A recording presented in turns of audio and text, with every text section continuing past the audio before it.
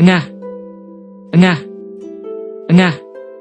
Tubuh fisik yang rendah dan dalam yang meledak berulang kali bergema di dalam manor yang sangat besar. Suara ini seperti sabit dewa kematian. Tanpa kecuali, sekte murid Misty Cloud akan berubah menjadi abu setiap kali terdengar. Murid Misty Cloud sekte mengerumuni lapisan terdalam manor seperti air banjir. Orang-orang di belakang sama sekali tidak menyadari perubahan tak terduga yang terjadi di depan karena penglihatan mereka yang terbatas. Oleh karena itu, ketika momentum gerombolan mereka secara bertahap memasuki batas tertentu, sabit dewa kematian menebas. Teror dan gangguan akhirnya menyebar ke segala arah ketika semakin banyak tubuh murid sekte Misty Cloud yang secara aneh menyala otomatis. Oleh karena itu, atmosfer menjadi sangat jatuh, didorong oleh teror. Akhirnya, mereka tidak dapat bertahan lebih lama lagi dan mulai mundur dengan liar. Arus deras berwarna putih yang baru saja datang melonjak seperti air banjir sekali lagi melarikan diri dengan menyedihkan ke segala arah beberapa saat kemudian. Sikap panik mereka seolah-olah mereka takut bahwa penyalaan otomatis yang aneh akan menimpa mereka. Oleh karena itu, serangan besar-besaran dari sekte Misty Cloud mulai menghancurkan dirinya sendiri tanpa diserang di bawah penyalaan otomatis tubuh yang aneh ini.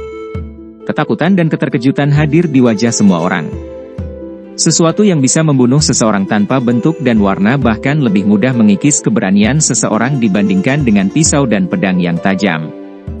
Ketika murid sekte Misty Cloud melarikan diri untuk hidup mereka dari bagian terluar manor, fenomena tidak biasa dari penyalaan otomatis tubuh secara bertahap mulai menghilang.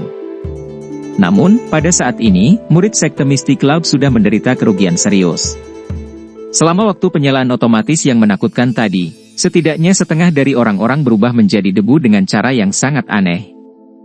Manor itu ditutupi oleh semacam bubuk putih keabu-abuan saat murid sekte Misty Cloud mundur dengan cara seperti semburan. Karena jumlahnya yang besar, itu menghasilkan lapisan yang setebal jari. Bubuk itu menari-nari saat angin bertiup kencang. Seluruh langit dipenuhi teror dan bahaya yang aneh, membuat seseorang merinding. Baik di dalam maupun di luar seluruh manor telah berubah menjadi keheningan yang mematikan di bawah perasaan berbahaya ini. Beberapa saat yang lalu, setengah dari murid sekte Misty Cloud telah berubah menjadi abu bubuk dalam waktu kurang dari 10 menit. Terlepas dari apakah itu anggota klan primer, murid sekte Misty Cloud, atau pengamat sekitarnya, mereka semua merasakan hawa dingin di tubuh mereka seolah-olah mereka berada dalam jurang. Pemandangan ini sangat menakutkan bagi mereka. Setelah keheningan berlanjut sejenak, banyak tatapan akhirnya mulai beralih ke pemuda berjubah hitam, yang membawa penguasa yang berat, di langit.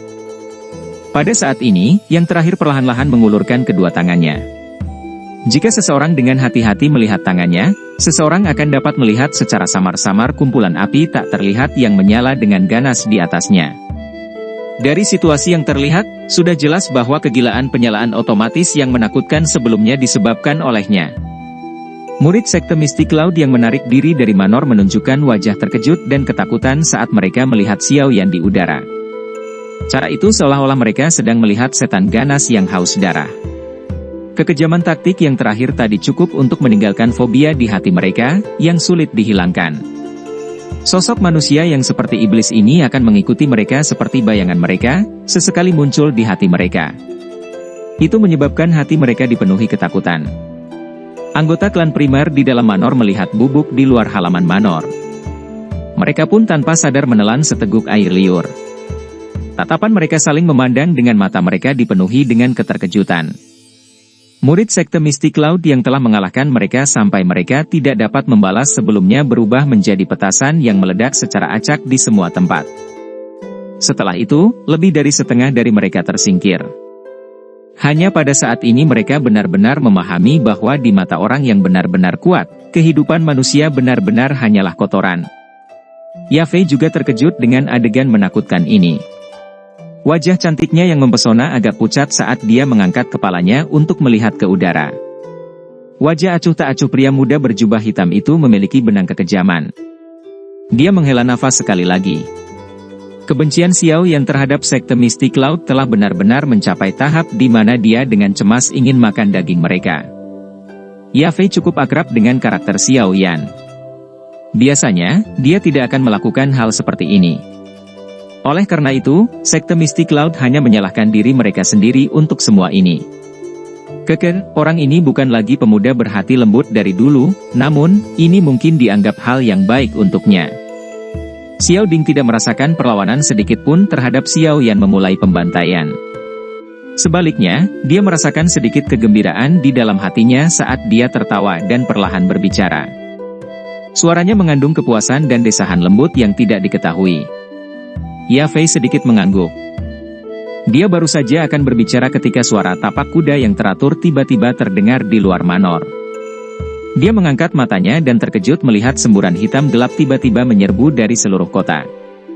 Sesaat kemudian, mereka benar-benar mengepung murid-murid sekte Mystic Cloud di luar manor, bahkan tidak membiarkan air mengalir melewati mereka. Orang-orang ini adalah tentara dari keluarga kekaisaran. Yafei memandangi tentara lapis baja hitam yang menunggang kuda itu dengan heran. Dia merasa agak tercengang sebelum mengangkat alisnya dan langsung tertawa pelan. Taktik Yao Ye benar-benar tidak buruk. Mereka tidak muncul saat klan primer mengalami musibah sebelumnya. Mereka akhirnya segera mengirim pasukan mereka sekarang setelah Xiao Yan kembali dan situasinya telah berubah secara drastis. Kecepatan saat mereka mengubah arah ini sangat cepat. Xiao Ding tertawa kecil dan berkata, mereka secara alami mencoba menjilat saudara ketiga dengan melakukan manuver militer mereka sekarang. Namun, secara alami yang terbaik adalah dia mencoba untuk merayu kita. Ada banyak sekali keuntungan bagi klan primer untuk memiliki hubungan yang baik dengan keluarga kekaisaran. Selain itu, semua orang memiliki musuh besar yang sama yang dikenal sebagai sekte Mystic Cloud. Yafei mengangguk. Tatapannya melihat semburan logam hanya untuk melihat bahwa sebuah jalur terbelah. Seekor kuda yang kuat perlahan berlayar keluar. Ada seorang wanita yang mengenakan gaun ungu hitam dan mahkota burung phoenix duduk di atasnya. Wanita itu tinggi dan matanya mengandung martabat saat berkedip. Dari penampilannya, dia secara alami adalah kaisar wanita masa depan yang secara bertahap akan mengendalikan keluarga kekaisaran Jiama, Yao Ye. Mystic Cloud Sect telah mengabaikan hukum dan telah mengumpulkan massa untuk menyerang ke ibu kota. Bawa semuanya pergi. Yao Ye melambaikan tangannya yang lembut dan meraung. Matanya dingin saat dia melirik murid-murid sekte Mystic Cloud yang dikelilingi. Mungkin mereka telah kehilangan semua keberanian mereka karena dibantai oleh Xiao Yan sebelumnya, atau mungkin itu karena ancaman dari banyak tombak sepanjang 2 hingga 3 meter, tetapi murid-murid sekte Mystic Cloud ini tidak melakukan banyak perlawanan kali ini. Sebaliknya, mereka meletakkan senjata mereka dengan santai dan membiarkan tentara seperti serigala harimau yang kasar ini memasang belenggu yang menekan Douki di tubuh mereka. Yao Ye juga diam-diam menghela nafas lega saat melihat murid-murid sekte Mystic Cloud ini tidak melawan. Orang-orang dari sekte Mystic Cloud ini memang memiliki beberapa kemampuan. Mungkin akan ada masalah jika mereka melawan. Yao Ye menyelesaikan masalah di tempat ini sebelum tatapannya samar-samar menyapu manor. Tangan halus di bawah lengan bajunya segera mengencang saat tatapannya menyapu bubuk di tanah. Dia telah melihat beberapa dari orang-orang itu tiba-tiba menyala otomatis sebelumnya. Karenanya, ekspresinya saat ini agak tidak nyaman. Kekuatan semacam ini benar-benar terlalu hebat.